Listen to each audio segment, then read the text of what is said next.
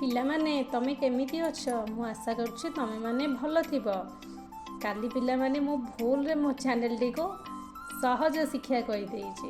ପ୍ରକୃତରେ ଚ୍ୟାନେଲଟିର ନାଁ ହେଲା ଶିକ୍ଷାର ବିକାଶ। ପୁଣି ଆଉ ଥରେ କହି ରଖୁଛି, ଶିକ୍ଷାର ବିକାଶ।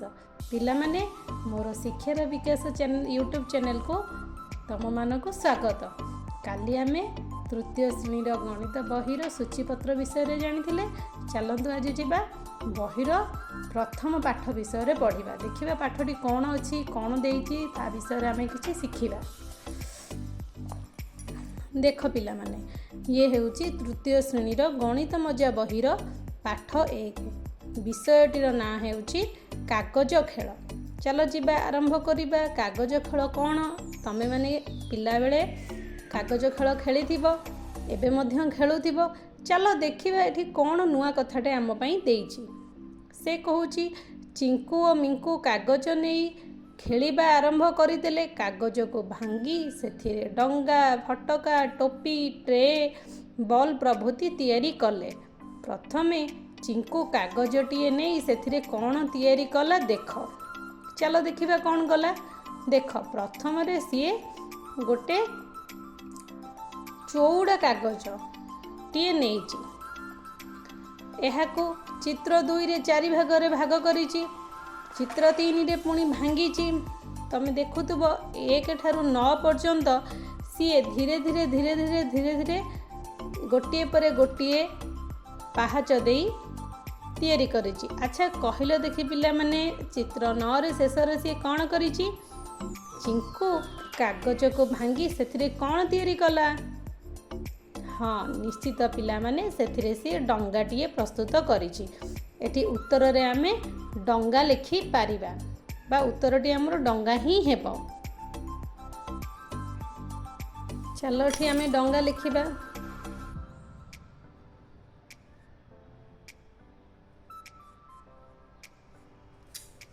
ଆଚ୍ଛା, ତାହେଲେ ଚିଙ୍କୁ କାଗଜଟିକୁ ଭାଙ୍ଗି କ'ଣ ପ୍ରସ୍ତୁତ କରିଛି? ଡଙ୍ଗାଟିଏ ପ୍ରସ୍ତୁତ କରିଛି। ଚାଲ, ଇଏ ତ ପ୍ରଥମ ପାହାଚ ସରିଗଲା, ବା ପ୍ରଥମେ ଯାହା ଦେଇଥିଲେ ତାହା ଆମର ସରିଗଲା। ଚାଲ ଦ୍ୱିତୀୟରେ ଦେଖିବା କ'ଣ ଦେଇଛି। ଚିତ୍ରରେ ଦିଆଯାଇଥିବା ଭଳି ଖଣ୍ଡେ 4 କୋଣିଆ କାଗଜ ନିଅ। ଏହାର ଗୋଟିଏ କୋଣକୁ ଭାଙ୍ଗି ଦିଅ। ଦାଗ ପଡ଼ିଲା ଭଳି ତାକୁ ଖୁବ୍ ଜୋରରେ ଚାପି ଦିଅ। କଇଁଚି ସାହାଯ୍ୟରେ ଦାଗ ପଡ଼ିଥିବା ସ୍ଥାନକୁ କାଟି ନିଅ। ମୂଳ କାଗଜରୁ ଅଲଗା ହୋଇଥିବା କାଗଜ ଖଣ୍ଡଟି ଏକ ତ୍ରିଭୁଜ। ଦେଖ, କାଗଜଟିଏ ସେ ନେଇଛି। ଚାଲ ଆମେ ଏହି ପ୍ରକ୍ରିୟାଟିକୁ ନିଜେ କରି ଦେଖିବା। ଦେଖ ପିଲାମାନେ, ମୁଁ କାଗଜ ଖଣ୍ଡିଏ ନେଲି। ସେ ଆମକୁ କହିଛି ଗୋଟିଏ କୋଣକୁ ଅତି ଜୋରରେ ଚାପି ଦେବା।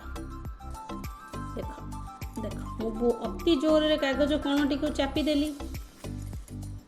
କୋଣଟିକୁ ମୁଁ ଚାପିଦେଲି। ସେ ଏବେ କହିଲା କି ବହି ଆମକୁ କହୁଛି କୋଣଟିକୁ ଆମେ କାଟି ନେବା।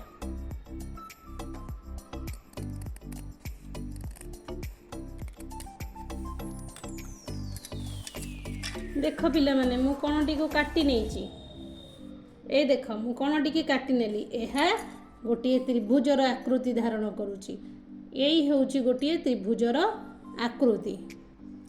ଏବେ ଆଉ ଖଣ୍ଡିଏ କାଗଜ ନିଅ ଓ ତାକୁ ରଙ୍ଗ ଦିଅ। କାଗଜ କାଟି ତ୍ରିଭୁଜ ତିଆରି କର ଓ ଏହି ତ୍ରିଭୁଜକୁ ତୁମ ଖାତା ଉପରେ ଅଠା ଦେଇ ଲଗାଅ। ଏ ତ ପିଲାମାନେ ତମ ନିଜ ପାଇଁ କାମ, ଅଠା ଦେଇକି ଲଗାଇବାଟା। କିନ୍ତୁ ମୁଁ ଆଶା କରୁଛି ତୁମେମାନେ ତ୍ରିଭୁଜ କେମିତି ପ୍ରସ୍ତୁତ ହେଲା ସେ ବିଷୟରେ ଭଲ ଭାବରେ ଜାଣିପାରିଥିବ।